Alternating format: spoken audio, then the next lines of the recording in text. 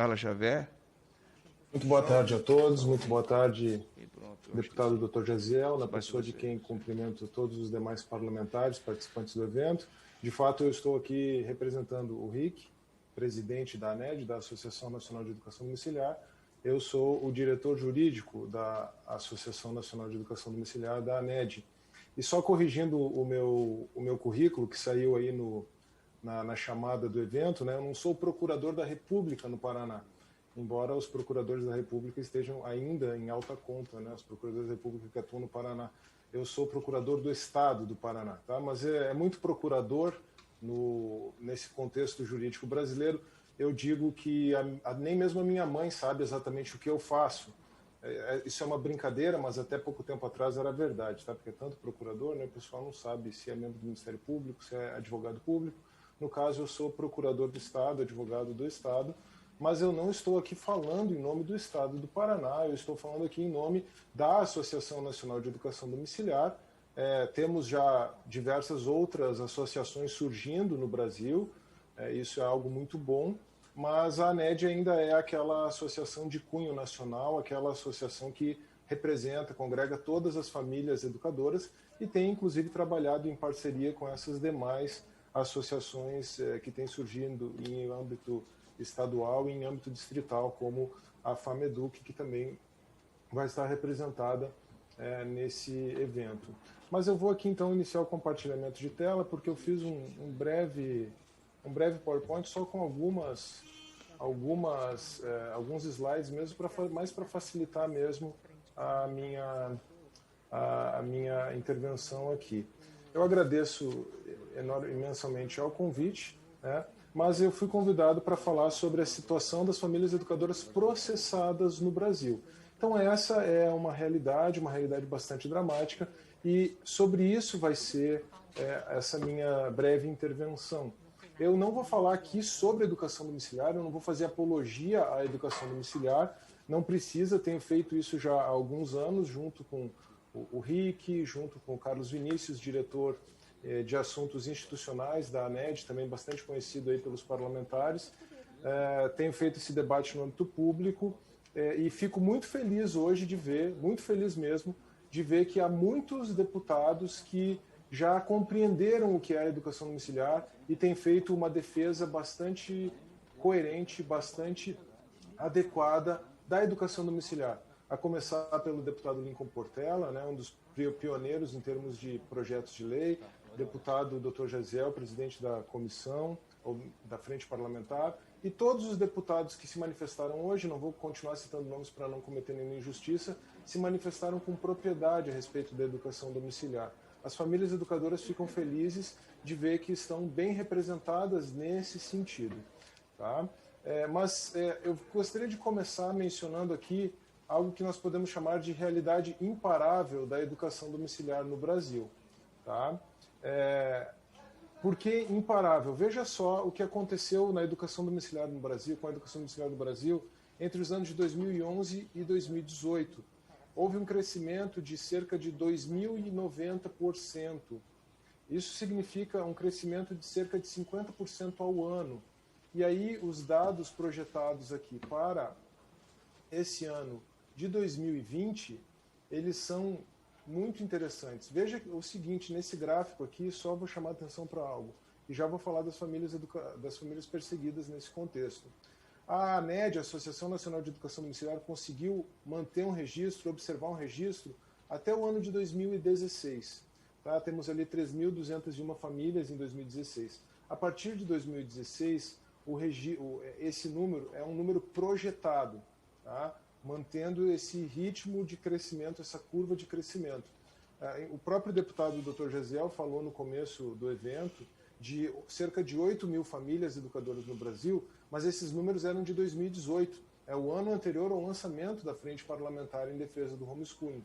Se nós formos ver hoje, seguindo essa curva de crescimento, nós já temos quase 20.000 famílias educadoras, segundo uma estimativa bastante sóbria, bastante conservadora da ANED. Por que eu digo isso?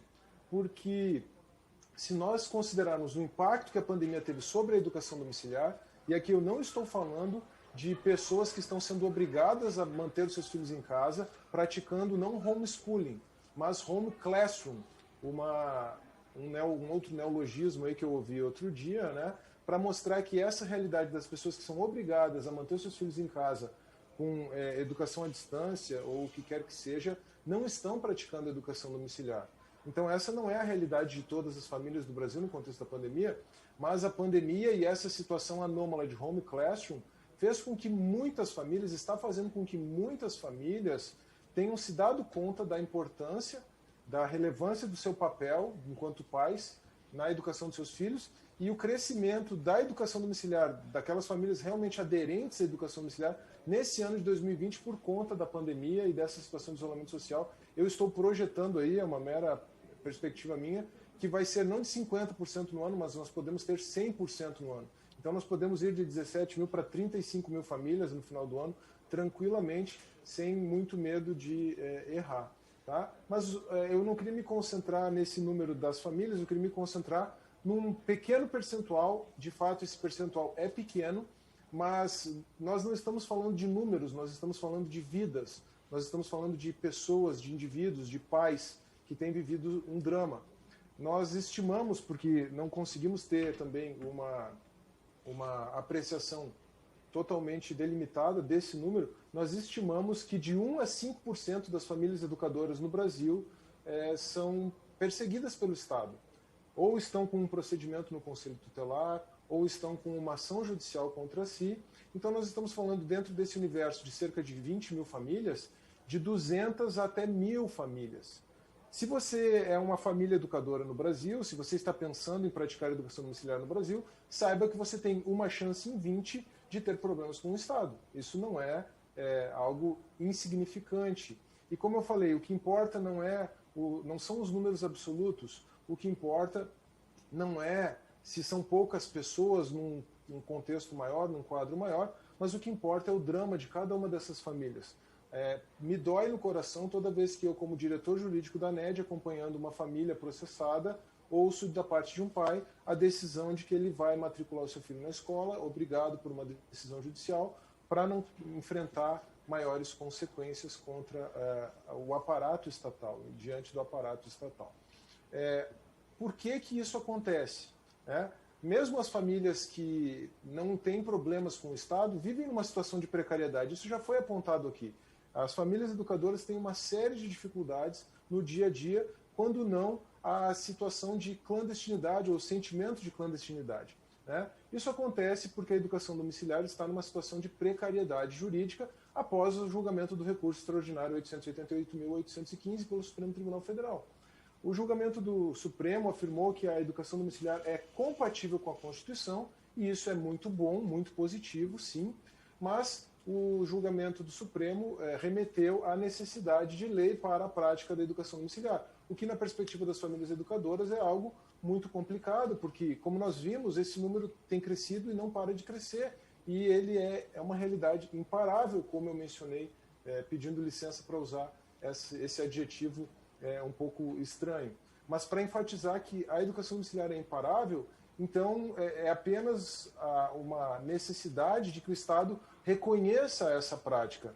É apenas disso que nós estamos falando. E aqui nós estamos falando de famílias que praticariam a educação domiciliar, mesmo que ela fosse reconhecida inconstitucional pelo Supremo Tribunal Federal. Nós estamos falando de pessoas que estudam teoria política, nós estamos falando de pessoas que estudam filosofia do direito, doutora Ângela. Não só juristas ou advogados, mas pessoas comuns, pais que de outra formação, que estão aí estudando filosofia, inclusive filosofia do direito, pessoas que estão dispostas a encarar desobediência civil e objeção de consciência, se fosse o caso. Isso é importante para a gente entender também o contexto da regulamentação que pode vir. Mas esse julgamento do Supremo, no que diz respeito à situação de precariedade jurídica das famílias, ele tem um fator muito relevante, porque houve uma determinação de sobrestamento dos demais processos que tratavam sobre a educação domiciliar no dia 22 de novembro de 2016, quando o ministro Barroso, então relator, aplicou a disciplina do Código de Processo Civil de 2015, do novo Código de Processo Civil, que havia entrado em vigor em março daquele mesmo ano. E de novembro de 2016, a publicação do acórdão, em 21 de março de 2019, nós temos aí praticamente 2 anos e meio. 2 anos e meio em que nenhuma família foi processada no Brasil. E veja o que aconteceu no gráfico de crescimento, é simples de nós vermos, a educação domiciliar teve um belo salto de 3.200 para 7.300 famílias, ela mais do que dobrou nesse período. Né? E agora, apesar do julgamento, os números continuam crescendo. Sim, isso é inegável. Mas após o julgamento, então, o que aconteceu foi que processos contra famílias educadoras foram retomados e algumas famílias passaram a ser processadas. Como eu falei, essa questão estatística ela é muito relativa. A chance não é exatamente de 1 em 20, isso é um número absoluto, né? 95% de famílias não processadas, 5% de famílias processadas no máximo. A chance não é 1 em 20, isso depende muito do contexto, depende muito da realidade de cada cidade, de cada comarca, de cada juiz, de cada promotor, o que acontece quando nós temos uma situação de insegurança jurídica. Tá? Mas é exatamente por conta dessa decisão do Supremo que as iniciativas legislativas foram revigoradas no Brasil, pensando, a começar pelo projeto de lei de 2012, do deputado Lincoln Portela, essa série de projetos de leis que tem surgido, inclusive em âmbito estadual e municipal. Tá? Agora, se nós pensamos na necessidade de regulamentação da educação domiciliar, e aqui eu já me policio com a utilização desse substantivo regulamentação, se nós pensamos na necessidade de tratamento legislativo pela educação domiciliar, e aqui eu já vou encerrando, nós temos que compreender que as famílias educadoras estão apenas postulando que se reconheça o seu direito para que elas possam praticar esse direito que já exercem, para que elas possam ensinar os seus filhos, os pais possam ensinar os seus filhos com mais tranquilidade, sem esse contexto de precariedade jurídica. Nós temos que entender que as famílias educadoras brasileiras, até pela sua convicção do seu papel, por estudarem filosofia política, teoria do Estado e filosofia de forma mais ampla, como eu mencionei, não estão esperando uma autorização do Estado para praticarem a educação domiciliar. E por isso, aí agora, eu aproveito aqui que tivemos essa participação tão qualificada da doutora Ângela, né, da professora Ângela Granda, como professora de filosofia do direito, e menciona algumas coisas que são muito mencionadas na disciplina de filosofia do direito, na disciplina de teoria do direito, né, em qualquer manual, bom manual sobre o assunto.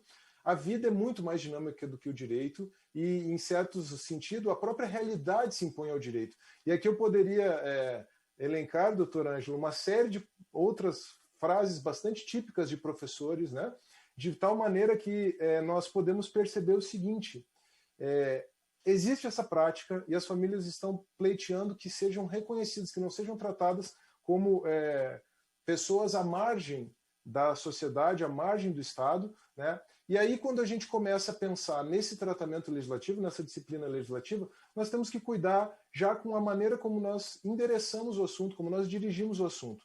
Nós estamos falando de regulamentação da educação domiciliar ou nós estamos falando do reconhecimento de um direito natural, de um direito humano, como foi bem mencionado aqui. E se nós estamos falando de reconhecimento e não de regulamentação, nós estaríamos falando da necessidade de uma avaliação ou da necessidade de uma certificação do conhecimento? A avaliação é muito mais formal, é muito mais estanque, é muito mais estático. Métodos para certificação do conhecimento, isso foi mencionado aqui, né?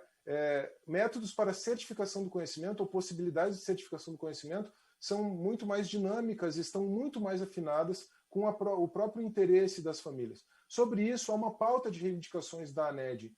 O RIC foi mencionado pelo próprio deputado Dr. Jaziel, ele tem trabalhado incansavelmente com os deputados. O nosso diretor de assuntos institucionais, de relações institucionais, também, Carlos Vinícius, é bastante conhecido de muitos deputados. Então, eu realmente peço que não apenas tratem do assunto, considerem o assunto, mas considerem o assunto à luz da pauta de reivindicações da ANED, e vocês terão realmente não só diretrizes, mas inclusive propostas de texto legislativo de acordo com o pleito, com a necessidade das famílias. E aqui eu preciso encerrar dizendo uma coisa de todo o coração.